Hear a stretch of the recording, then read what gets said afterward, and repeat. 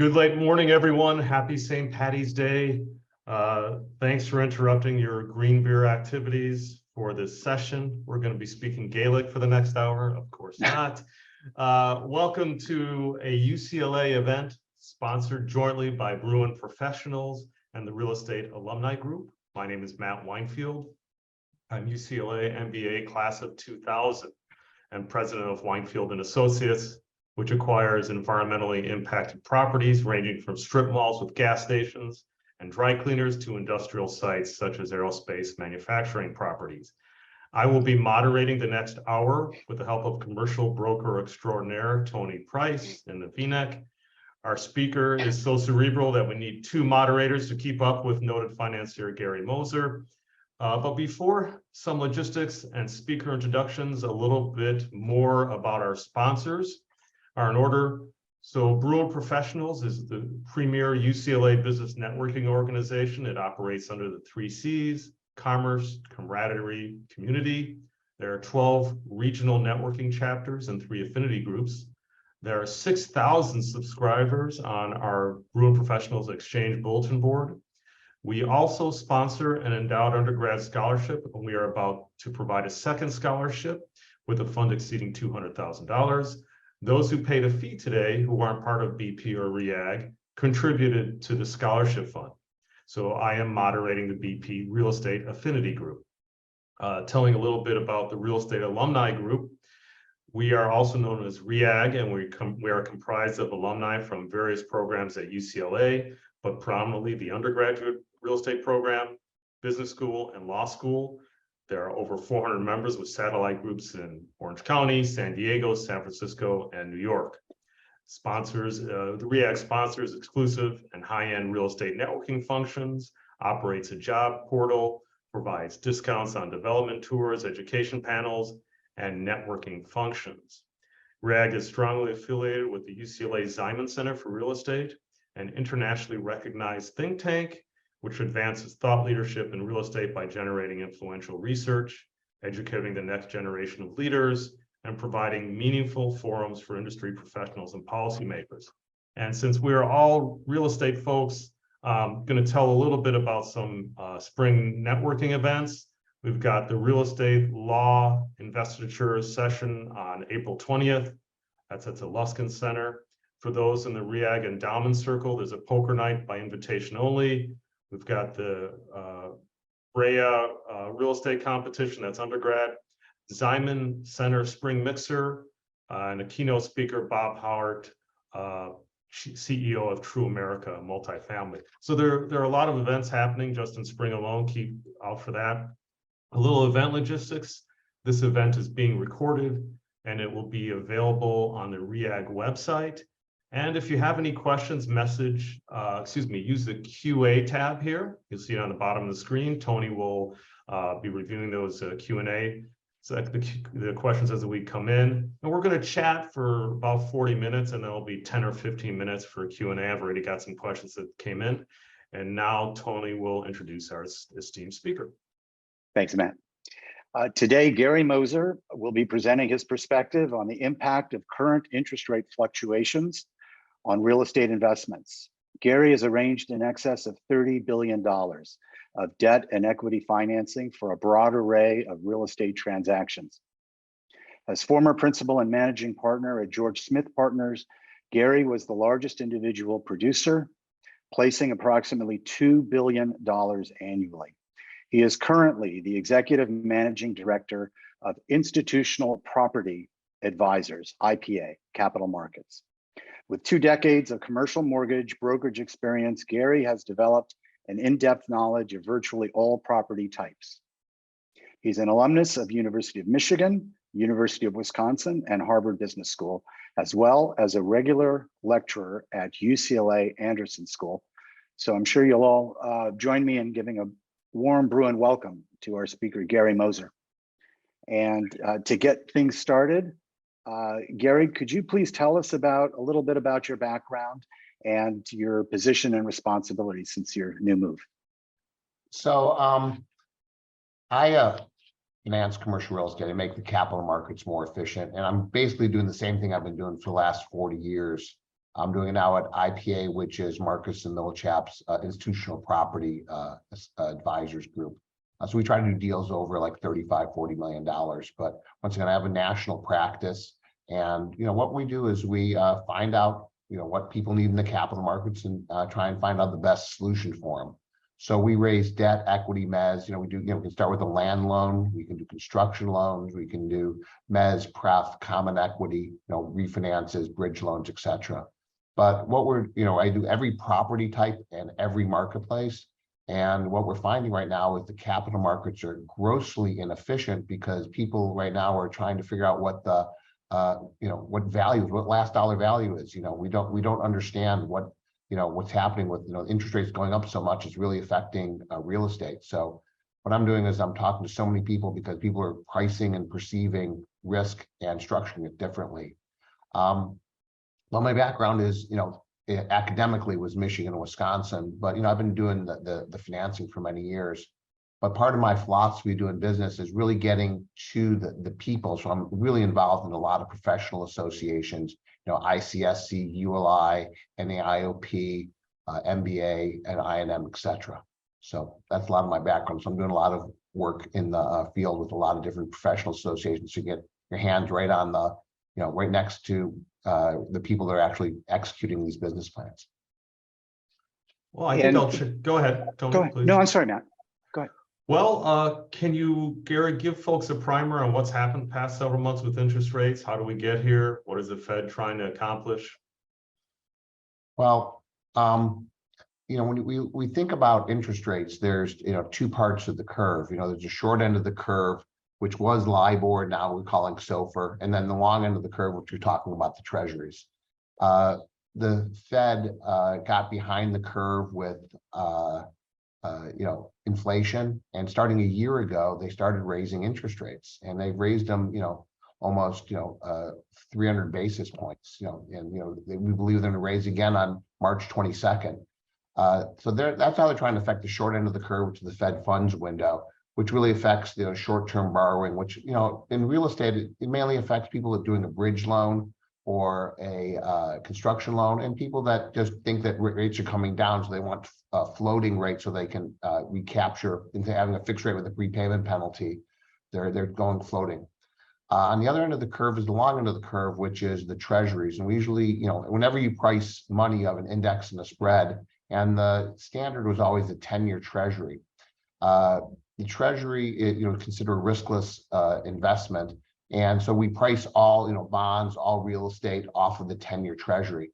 The way the Fed has manipulated the 10-year treasury is by using quantitative tightening or quantitative easing.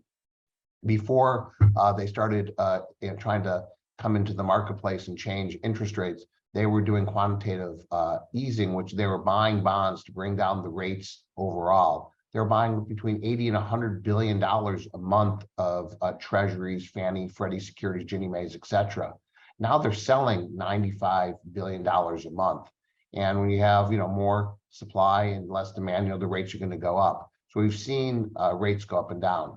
But also what's happening is when you look around the world, where are people going to try and find a riskless investment?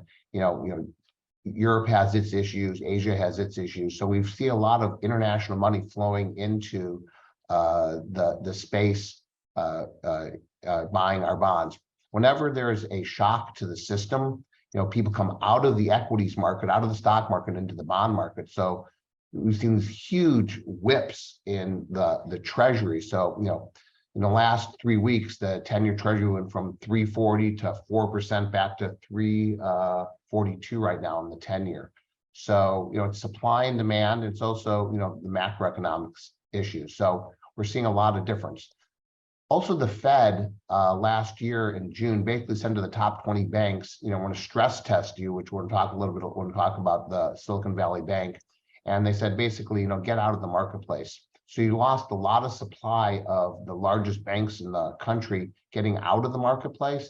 And as a result, there was still the same amount of demand.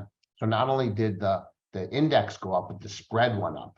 So the cost of capital has gone up considerably. So if you talk about 2 years ago, you might have been borrowing 250 over SOFR, or 250 over LIBOR. LIBOR was 9 basis points. You're borrowing at like 260. Today, if you're borrowing at now 400 over a wider spread over SOFR, SOFR today is 469. If you're borrowing at 400 over, you're talking about 869. And if you look at the forward SOFR curve, the terminal SOFR curve, things could go to 5.25. So that could be 9.25%. So the whipsaw of interest rates has been incredible. Well, as a follow-on, I'll ask the hindsight is 2020 question. Was the Fed too late with their interest rate increases? I definitely think they were behind the curve, but I also think that that excessive government spending, and it was also part of it during COVID. But we're starting to see the burn off of that. I mean, the consumer had $3 trillion in their pocketbook, and they were spending. There were supply chain issues, and people were trying to spend, and they didn't. They're sitting at home. What are you going to do? But now that $3 trillion has gone down to $700 billion, so we're starting to see that money being spent, and the consumer is 70% of our economy. So we're trying to figure out what's next. Okay, I have to ask the fourth great question. How do we measure this three trillion decrease to 700 billion? How do you get that data? That's intriguing. That's like, I think it's M2. That's public data that the Fed puts out, or you can get on all the statistics all the time. So and since it's smart, I'm sorry, I didn't mean to interrupt. But also, you have to look at credit card debt. People are maxing out on their credit card debt. You have to look at you have to really look at the consumer. You have to really understand, if 70% of your economy is the consumer, you have to really understand what's happening with them, and how much money they have in their pocket, but how leveraged they are on their credit cards, etc. And since we're all betting people during March Madness, what's your over/under on the rate increase in March 22nd? Well, I think that we had consensus pretty much about a week and a half ago. It was 50 basis points, because he was so hawkish in the congressional conversation. And then we had the whole Silicon Valley Bank. Because he was hawkish, I don't think he can go to zero. I think it's going to be 25 basis points on March 22nd, because he still has to show that inflation is a major thing he's concerned about. But these interest rate increases have really sent a shockwave through the infrastructure of the financial system, and finally showed with these bank failures. So I don't think he can push too hard, because we haven't seen the last of the jitters in the banking system. Well, since you brought up the banking system, let's talk about Silicon Valley Bank. What has happened? Could you give everyone a primer and maybe your thoughts overall? This could take a while. So Silicon Valley Bank was the bank to the VCs and the tech, and these guys were incredible at assessing and underwriting risk. And VC and private equity and tech is I like that. We're getting the new healthcare, we're getting the new technologies and computer, chatting, GPT, all these type of things. And they were a very entrepreneurial bank. But between 2019 and 2022, they went from a $70 billion bank to a $210 billion bank. They had these incredible inflows of capital. So every time somebody, we saw the explosion of tech during COVID, and and these IPOs, which were incredible, and the tech boom. So all this money comes flowing into the bank. They didn't have enough loans to put out. So where were they putting their money? They were buying treasuries, and they weren't buying short-term treasuries. They were buying long-term treasuries, and their average treasury right now is like a 1.8% yield on it.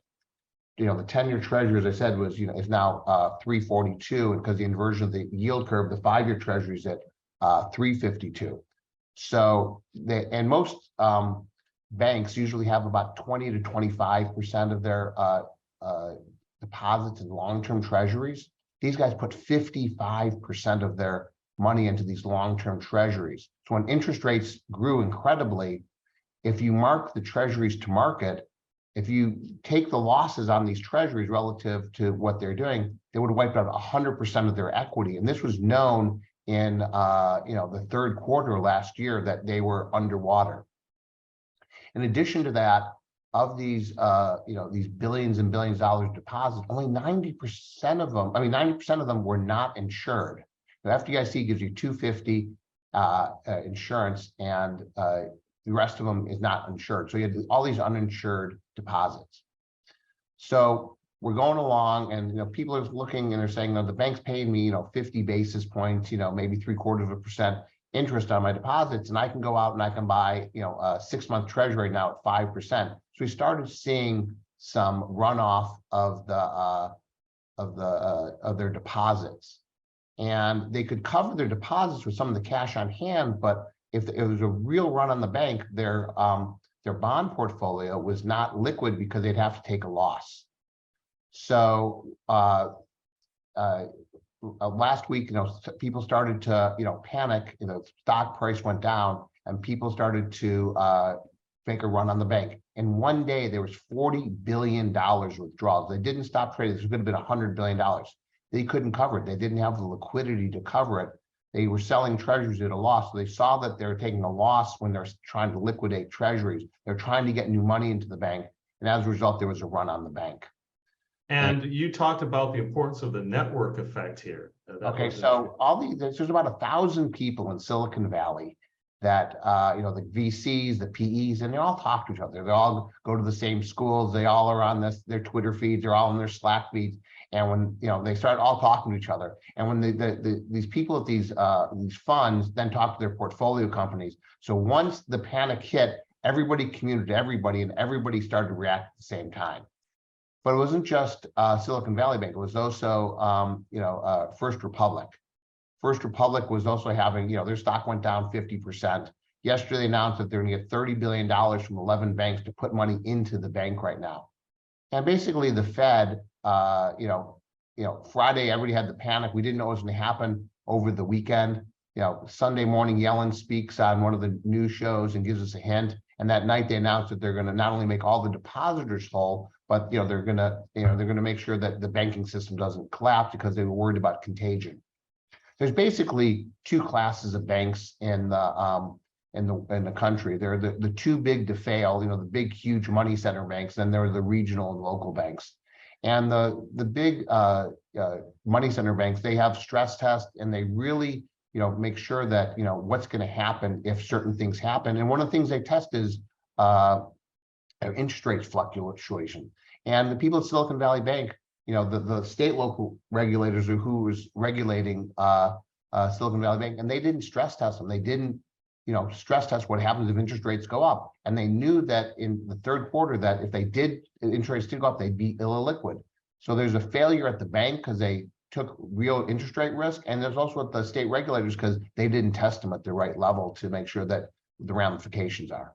With respect to testing, the Biden administration was immediately blaming the previous administration because I understand that they had alleviated some of the regulatory requirements to stress test the mid-sized banks. Do you agree with that finger point? It got 18 senators from the Democrats to vote on it. So I think it was a bipartisan bill because you can't do anything without it. So I don't think you can point fingers. But once again, we had this scenario has played out. We've had bank runs forever. I mean, the whole S&L crisis, when I was first getting into the business, was all about this disintermediation. You have a long-term asset with a short-term deposit that has the ability to flee. Should they have stress tested everybody? Probably. I think that there's going to be a backlash, and as a result, people are going to be much more cognizant of what's going on at the banking and the regulation level. But right now, there's a risk-off mentality, and the bankers were already conservative on their lending. If it's not down the middle of the fairway, most banks aren't going to do it. And with this last week happening, I think the banks are going to be even more conservative and on what they're lending on and what they're not lending on, because there's going to be a lot of people looking over their shoulder. Gary, one more question on networking, but from a slightly different perspective. We understand the power and the speed of the banking, the financial network. We're a networking organization. I wonder if you could comment on networking in terms of business development or your own career development, be it from alum groups, how you use it. Has it been important to the development in your own career? I have a bunch of young guys that work for me, and they like to network with LinkedIn and with email blasts and all that stuff. I'm old school. I believe you have to, shake hands and meet people and talk to them. And so I spend probably, 35% of my time, and I work, 70 hours a week, so it's a lot of time going to networking functions. So I'm very involved in ULI. I'm on a product council. I've done the mentorship for 14 years. I'm on the finance panel. ICSC, I'm very involved in ICSC. NAIOP, I run a forum group there.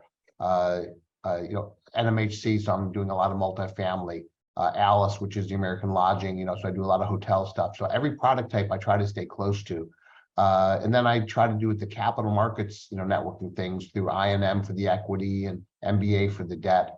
And I try to go to, UCLA, USC. So I'm going to say that, Michigan, Wisconsin. I try to really talk with people and get to know them. And then you really find out what's really happening. And my whole business model is getting out and meeting people. And, my business model is I'm in the relationship business. I'm not in the transaction business. I used to just try to do a deal here and a deal there. Now I'm trying to start relationships. And you can't have a relationship if you don't go out and meet with people, spend time with them, go to their offices, go visit their real estate, and really understand the marketplaces. So I'm very focused on networking. Thank you. Thank you. Also wondering, back on the technical side, in this inflationary environment, has that changed the 4 or 5 top metrics you're checking on daily? Well, I follow, my interest rates every day. So I'm always looking where SOFR is. SOFR for the first time came down, was at 486. It's 469. So I'm looking where the short end of the curve is. I look at the treasuries and the swaps every day. But because the Fed is so focused on inflation, I'm watching, PCE. I'm looking at CPI. I'm trying to look at the factors that go into, the inflation. So 32% of the inflation measurement is rent. So I'm tracking what's happening in rents and housing prices. I'm looking at wages, because that's another huge thing. The Fed wants to bring wage inflation down. We have 3.5% unemployment. We had 500,000 jobs created, and if they really want to sap the economy to stop the wage inflation, with interest rates, there's going to be a lot of ramifications. So I'm really watching wages. I'm following rents. I'm following job creation, etc. So I try to get a feel for what other people are looking at, because that's going to have the ramifications. I'm also in real estate, there's 3 legs to the stool. There's the business plan, there's the marketplace, and the sponsorship. So whenever I'm working on a transaction, I'm really focused on market dynamics. Who are the winners? Who are the losers? For example, in retail right now, if there's 4 power centers in the market, 2 are thriving and 2 are dying, you have to understand what the dynamics is. I'm also thinking, because the consumer 70% of our economy, I also really try to follow, what's happening with credit card debt, what's happening with consumer sentiment, the Michigan Index, etc. Well, in addition to metrics, just let's talk about transactions in general. Are there certain transactions that you're considering that you're not considering today that you would have considered a year ago because of the interest rate fluctuations? I mean, how has it changed your financing perspective and the types of deals you'll get involved in? Well, I only get paid if a deal transacts. So what I always do is I really try to understand, the risk of the transaction. So I'm in the business of a risk-adjusted return, and that's all the lenders and investors look at. So what we're really trying to understand is, that's the beauty of real estate, is that you can have an office building, on one side of the tracks, the other side of the tracks, one's thriving, one's dying. So I'm really trying to understand what it is that the market wants. Right now, the market is really focused on cash flowing assets. So I'm really focused on cash flowing assets, because we can understand the sustainability of that cash flow. So I'm really more focused on the cash flowing assets. I still spend a lot of my time doing construction and bridge and equity on deals. But right now, with the raise in interest rates, we don't really know what last dollar risk is. So a lot of the transaction we're looking at, we can't transact because the perception of the marketplace is, we aren't able to finance it. So for example, I had a 800-unit apartment deal in Los Angeles. Somebody took to me, so we're going to build this to a 6.25% return on cost. I got into the numbers. I looked at their, contingency, because we've had a lot of cost overruns. They had 3%. The deal hadn't been bid. I put it at 7%. They were absorbing 50 units a month. I put it back at 30. Their rents were at the top of the market. I dialed back their rents a little bit, and when I tweak a little here and there, And I said that, the deal will not transact at with common equity, at, the 5 3/4 return on cost if somebody's in distress and exit at a 5 cap. So, I didn't take on that assignment. I said I can do that deal. I can do the construction loan. I can do pref equity to 85%, but I'm not gonna be able to do common. Some office deals, in certain marketplaces, office is a dirty word. It used to be retail, now it's office. But, we're still doing transactions on the west side, these little jewel boxes where, a high net worther wants to have his business there. So, every deal has to stand on its own 2 feet. Multifamily still has a lot of liquidity because of Fannie and Freddie. Industrial is still a hot product. There's less than 2% vacancy in the Inland Empire. But if you go to Dallas, they're building 64 million square feet of industrial in a 680 million square foot marketplace. So you have to be cognizant of what your market is and where you're doing. Well, at the risk of overgeneralizing, are there certain markets you're shying away from now that you wouldn't have a year ago? A lot of the tertiary markets, when people do a deal, they want to make sure that if you lose a tenant, there's the ability to find another tenant. So if you're in a tertiary market, there used to be a huge differential between a primary, secondary, and tertiary market. And because you get a lot more yield in these tertiary markets because there's so much money out there. The tertiary markets were getting too tight, so I don't think they were priced accordingly. So I probably won't do stuff in a tertiary market. But in any given marketplace, there are winners and losers. So you just have to really, roll up your sleeves, understand supply and demand, and figure out. So, for example, in Phoenix, I love Phoenix. There are a million people move there. It's a boom market, but in certain marketplaces, they built too much Class A. So the Class A rents are starting to go down, and the vacancy is going up. But a Class A product in Phoenix, you can't paint it with one brush. So you just have to be careful of where you're doing the deal. So that's what I love about real estate. Every deal, every submarket, every design, it has a value proposition, and does it work in this marketplace? Well, Gary, let's talk about sub-markets just within your own clientele. Wondering if there's a class or a segment of clients that are able to take advantage of rising interest rates. Or do you see opportunities to certain clients in this environment?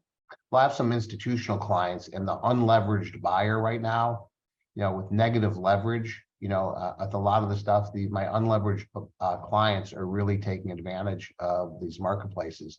I was with a client yesterday who does industrial, and he bought a Class A industrial building in the Inland Empire. There are 19 offers on it, 7 in the best and final, and 3 that went to the interviews. And he was using 30% leverage, where he got it at 140 over Treasury. So he was 5% money, and he was buying it to the north of it was 510 cap. So he had positive leverage.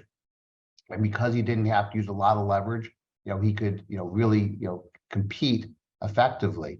Some of my pension funds, some of my REIT clients, they're really, capitalizing on it because they don't have to use leverage, and because the debt product is, actually, has negative leverage, so people aren't using it. So the people that have that, also the people that have liquidity, can sometimes get to a deal quicker and faster. So I think liquidity is what I'm saying is really the advantage in the marketplace today.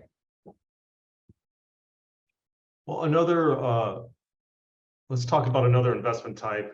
Many of our listeners are probably invest in real estate syndications, or want to now, because many of them are safe, many of them are risky. So I've had some people ask me, be sure to ask Gary, if I'm going to invest in a real estate syndication, what should I be expecting from our sponsors to protect our assets? Liquidity. Okay. Do they have enough liquidity in the partnership so there's not a capital call? I remember in 2008 and 9, I was, invested in 30 different deals, and I got 20 different capital calls. And do we have the proper reserves, to get that next tenant in there for TIs and leasing commissions? Do I have enough liquidity in there to cover that increase in the interest rates if you're going to have an interest rate? So I think it's a lot to do with liquidity and to make sure the property is properly capitalized.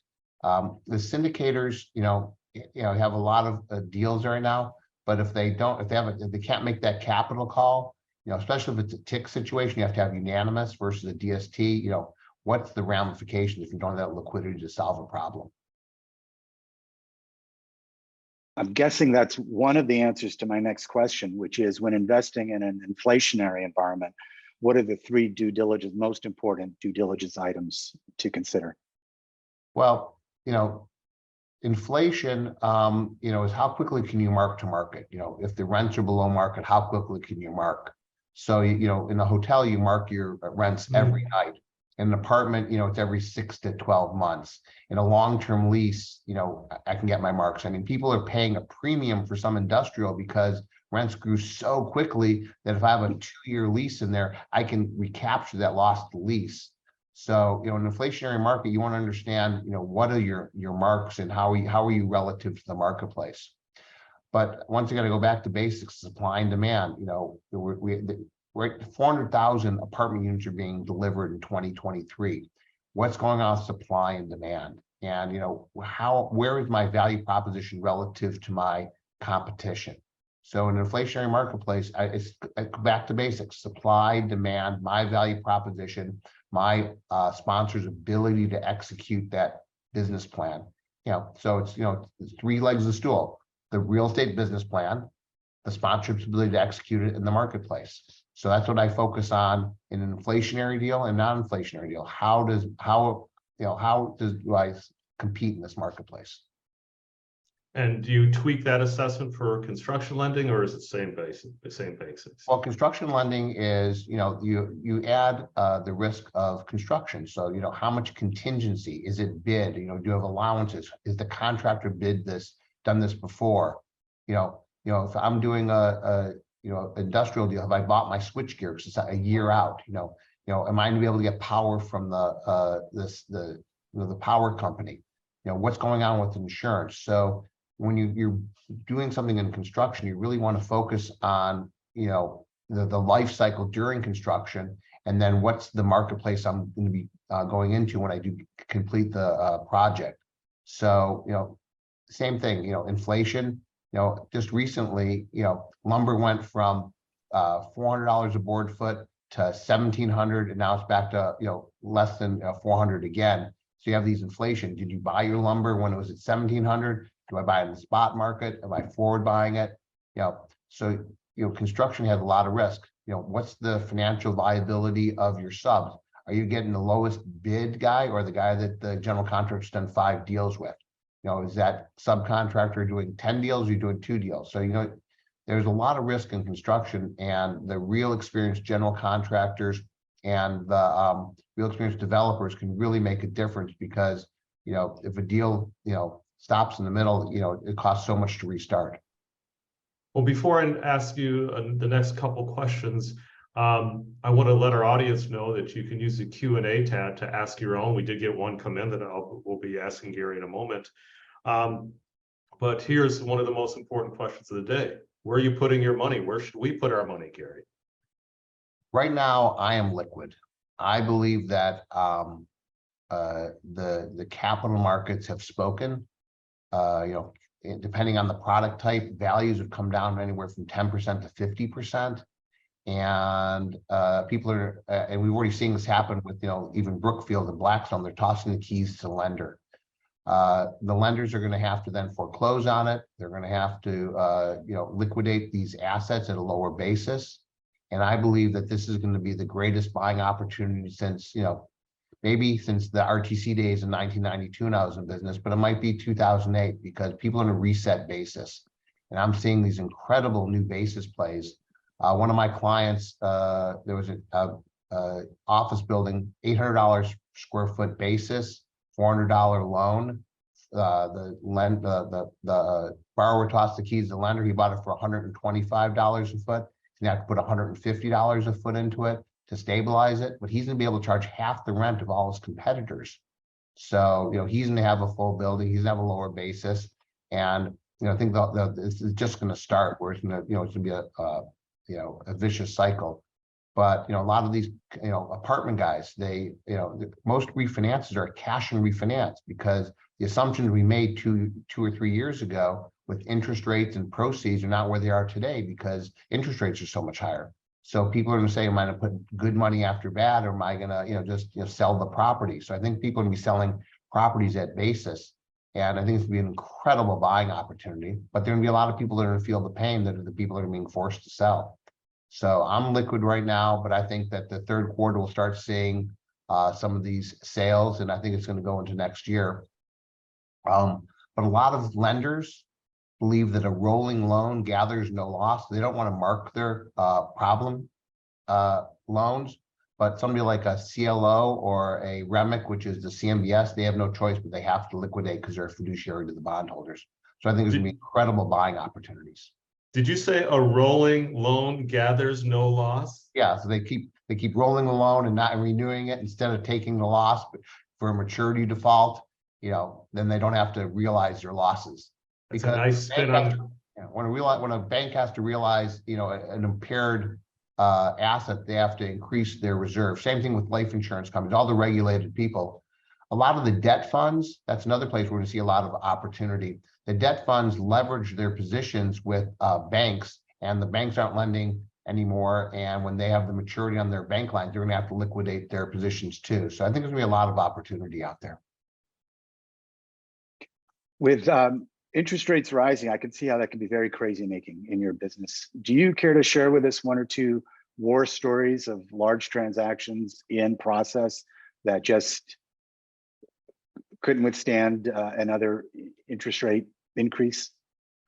I'm doing a $90 million ground up multifamily deal, and as we stress the deal with the increase, because we always look at the exit, who's paying me off. So we usually use for multifamily the Fannie and Freddie Mac, underwriting, and then you add 50 basis points and you stress it, and then the loan amount went down, the cost of capital went up, the return on cost compressed, and the equity guys that were about getting ready to do the deal said, no bid, we're not going to do this deal because the cost of capital, because of the leverage return was so low. So then we talked about preferred returns. The preferred equity guys are doing deals up to 80-85% at SOFR plus 900 to SOFR 10, with SOFR being 469. You're talking about 15% money. So if my last dollar is 85% at 15%, and I want to do equity deals and have lower leverage and a higher cost, we're seeing a lot of deals go to the wayside and just be put on hold. And all of a sudden I'm doing a land loan instead of a construction loan and an equity investment. I'm doing a lot of that with on my single family. I did a lot of for sale single family stuff, and that's all going for build for rent, because that's still a hot product right now. It's one of the hotter product types right now, is that you build a subdivision, then you rent it out versus selling it. And a lot of the people don't have that down payment and they can't absorb the interest rate, where you can use agency financing to get the permanent mortgage. So we're converting a lot of single family for sale to build for rent, changing the finishes, etc.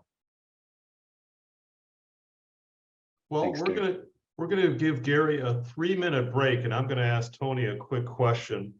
So Tony is a commercial broker located locally and here in LA, for those of you not in Southern California. So Tony, how have the interest rate fluctuations impacted the LA commercial real estate marketplace from a broker's perspective? Maybe it's impacted your listing count, so on and so forth.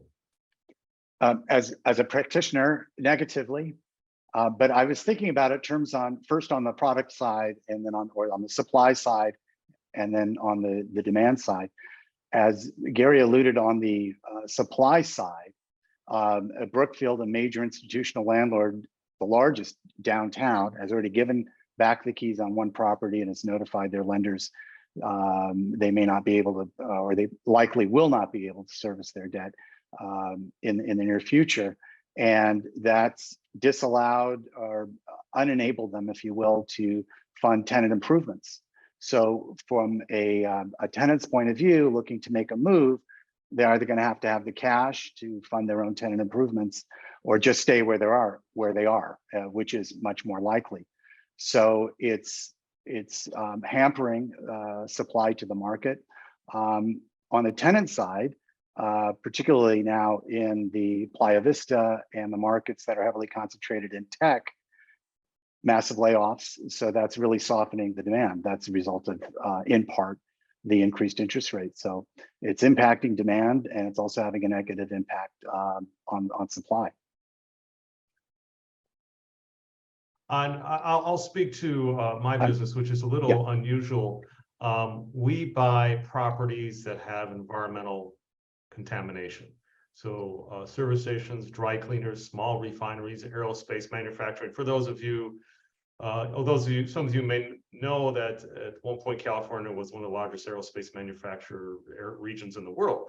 So most people estimate that there are about 200,000 contaminated sites. So interest rates have been very good to increase. Interest rates have been very good to us, because what it does is it gets rid of our competitors who think they can get debt.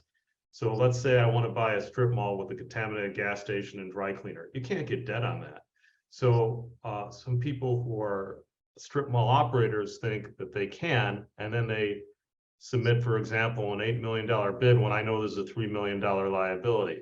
So those buyers tend to leave the market at the higher interest rates. And so we're usually coming in with cash, because most of these deals are all cash anyway. So the expression that there's a lot of, you have to get through a lot of chaff to get to the wheat.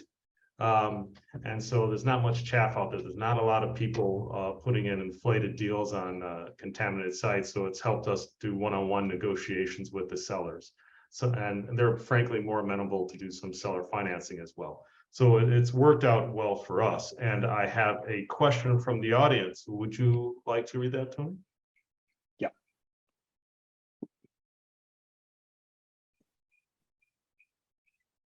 Matt, can I ask you to read that? Because I'm not sure. Can't see it. I'm sorry. This not a problem. This comes from Ray Cano from Malibu Appraisal. And Ray writes, I'd be interested to hear how current interest rates may affect residential property acquisitions of the super high-end market. More specifically, those properties that have been trading at $20 million or above. With several property sales over $50 million in the past year, might there be a shift in asset acquisition into a different medium, or will residential real estate still hold its lure to those in the upper echelon? I don't really know I've done some high-end residential, and a big percentage of those are all cash buyers. People that are leveraged buyers, the cost of capital has gone up. There's, and we do jumbos, it's much lower leverage. So you still have to put a big downstroke down. So the uber rich, I think, have the ability to weather the storm. But once again, if these tech guys that are, trying to lease in Playa Vista, if they're getting laid off, how many of these uber rich people are going to be here? I think there's still a lot of money coming from offshore because, as I said, the safe haven of the United States. So I think that the ramifications will be, as the economy cools, the tide goes out on all boats. So I think that, we'll see some ramifications of a cooling economy, but I think a lot of the real uber rich buy all cash. Gary, can you tell us a little bit more about some of the transactions you like to work on these days? Right now I'm closing on a $130 million student housing deal right now. You have a captive audience at these universities, and a lot of these universities don't have enough housing. The states are not funding it. So, there's still a huge demand for student housing. So I do have a big business in student housing. Retail, I just closed a deal in the Inland Empire. It was 97% pre-leased. Sprouts, Burlington, Five Below, In-N-Out Burger, etc. And because there was so much demand in this marketplace that we were able to finance it. I have a client of mine that buys, big, huge properties and then re-entitles it. And we're doing some build-to-suits for industrial. We're doing a couple $100 million of build-to-suits for them. His spec business is slowed to a crawl because it's hard to finance the spec deals, but he gets the horizontal ready. So when he finds the 10, all I have to do is tilt up the walls and put them in. So we're doing a lot of build-to-suit business. We're doing a lot of land loans right now for all these deals that don't pencil right now in this marketplace with the rising interest rates on apartment deals, on master plan communities, on entitlement plays because it takes time. We're doing some deals in office, but they're more the jewel box office. We have another deal where a WeWork went out and they won a lawsuit and they got $7 million from WeWork, so they canceled a 20-year lease. Their basis was so low they could put a new tenant in. They put all their own TIs into the deal. We're financing that transaction. We're still doing a lot of multifamily, acquisition, reposition. Because people are, it's onesie twosies. It's not a flow of these distressed deals, but clients are still able to find multifamily distress because I have so many clients that we're still finding them onesie twosies. Some of the ground up multifamily, we're still doing debt and equity on. If you have a low enough basis in your land, you can build to a good return on cost. So we're doing some ground up multifamily deals across the country. The build for rent, we're doing it in Arizona, we're doing it in Texas, we're doing it in Florida. That's a hot product type. So there's still a lot of demand out there. And all the lenders are flush with cash. I mean, if you talk to any bank or life insurance company, they have money. I mean, I talked to my friend who runs Prudential, and they said, we have plenty of money, but when I tell them the proceeds at the interest rate, it's hard for them to execute. The people that are taking money, the people that are motivated, they have a loan maturity on a construction loan. They want to cash something out, so they're usually motivated. They have a tenant in tow they want to do a build-to-suit for, or I have investors that have been in my land and I want to build out my apartment deal because there's going to be so few new deals that we're going to have first mover advantage. So it's usually the motivated people or have a low enough basis so they can execute in this rising interest rate environment. Well, I'm going to ask something that's a little different than the questions we've given you in advance, and it's just come to mind. Something that's near and dear to my heart is affordable housing. You can't read any newspaper and not see 20% of the articles in real estate devoted to affordable housing and incredible homelessness crisis here in California. I think the number of homelessness is now at 170,000 in the state. It was about 120,000 2 years ago. Are you financing any affordable housing deals? I was actually with a client yesterday talking about affordable housing. The bond allocation in the state of California is, finite.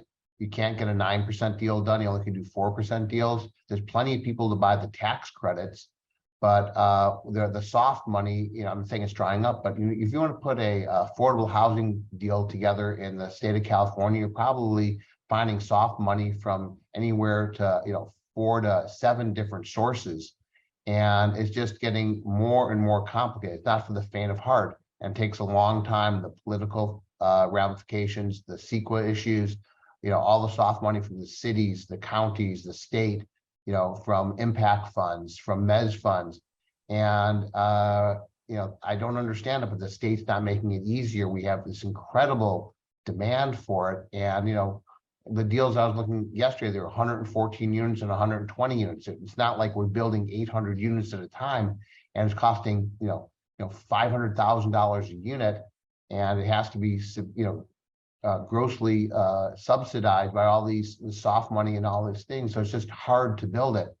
I'm doing another affordable deal in Arizona, and a month and a half after we took the assignment, we're already talking to the state about getting bonds. Same thing in Texas. There's certain states are just much more focused on building affordable housing. The states shooting themselves in the foot, and I know Karen Bass is really focused on it, but you only can do so much because of the state regulations and the et cetera. I've done a lot of business in California with the ADUs, but once again, you can't get that critical mass up. We bought a client of mine bought an apartment building, and we put on 8 ADUs. We're trying to densify, we're trying to get more affordable housing, and we're doing our best, but we can't get that that critical mass that we really need to solve a lot of our problems. But everybody's focused on it. That's where there's infinite demand and a finite supply, and the government's trying to help us do it. If Fannie and Freddie Mac, if you're mission critical, if you're doing more affordable, if you're doing green deals, because of all the ESG, they're going to give you a much better rate. So we're trying to incentivize people to act properly, but there's a lot of issues to try and execute. So it seems, I think I heard you say that it's easier to finance affordable housing in other states than it is in California, correct? Correct. So what would be your recommendation to the governor and his advisors in that regard? I think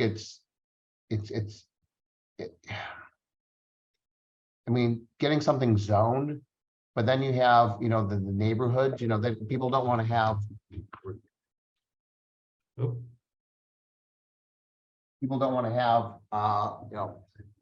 affordable housing in their neighborhood. You have NIMBYs, which is, not in my backyard, but you also have caves, citizens against virtually everything. So, it can take you, anywhere from 2 to 4 years to get it entitled. And that process is just so cumbersome and costly. You have to be carrying the land, you have to be paying for all the attorneys. And then you have to go get the bond allocation, and you have to get the soft money, and, and it's not for the faint of heart. And so I try to figure out how to streamline the process and really make CEQA, easier to get the affordable housing. And, try and figure out how to get a fund to pay down the land basis, because you're competing with everybody and their brother for that same piece of land. And, as I said, a lot has to do with basis. And if we can figure out how to create these funds, I don't think the mansion tax is the right solution. I think it's going to really hurt Los Angeles when it comes to developing anything, because 5% right off the top, 5% of your equity of the gross, doesn't matter how profitable, not profitable, is going to go to a transfer tax. So, I think we're shooting ourselves in the foot. I think we have good intentions to raise money to do housing, but I think that we don't think about the secondary and tertiary consequences of some of these actions. well, I think the mansion tax kicks in 2 weeks from today, does it not, Gary? Correct. Oh my. But So not a mansion tax. It has to do with all commercial real estate. correct. That's a Every good apartment point. building, every office building, every shopping center, you just Every do 5% warehouse. value. Over $5 million transaction. Right? Yeah. And so since we talked about affordable housing, that segues into something that's near and dear to your heart. You said you want to spend some time talking about how you give back, and maybe give some recommendations to our audience and how they can as well.